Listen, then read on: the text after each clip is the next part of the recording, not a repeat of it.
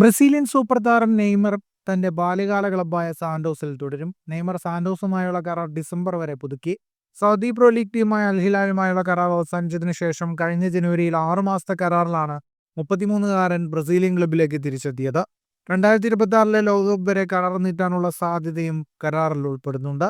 സാന്റോസിലെ അദ്ദേഹത്തിന്റെ കരാർ ജൂൺ 30 അവസാനിക്കേണ്ടതായിരുന്നു. സാന്റോസിനായി 243 മത്സരങ്ങളിൽ നിന്ന് നെയ്മർ 141 ഗോളുകൾക്ക് പുറമെ 69 അസിസ്റ്റുകളും നേടിയിട്ടുണ്ട്. ബാഴ്സലോണയിലും PSG-യിലും കളിച്ച താരം യൂറോപ്പിലേക്കുള്ള തിരിച്ചുവരവിനെക്കുറിച്ച് ചർച്ചകൾ നടത്തിയിരുന്നെങ്കിലും ബ്രസീലിയൻ സെരിയ സീസൺ അവസാനിക്കുന്നതുവരെ സാന്റോസുമായി പുതിയ കരാർ ഒപ്പിടുകയായിരുന്നു. ഞാൻ സാന്റോസുമായുള്ള കരാർ പുതുക്കിയിരിക്കുന്നു. ഞാൻ ഇവിടം വിട്ടുപോയതാണ്, പിന്നെ തിരികെ വന്നു, ഇപ്പോൾ ഇവിടെ തുടരുന്നു. എവിടെയാണോ എല്ലാം തുടങ്ങിയത് അവിടെ ഒന്നും അവസാനിക്കുന്നില്ലെന്നും ആരാധകർക്ക് നന്ദി പറഞ്ഞുള്ള കുറിപ്പിൽ നെയ്മർ പറഞ്ഞു.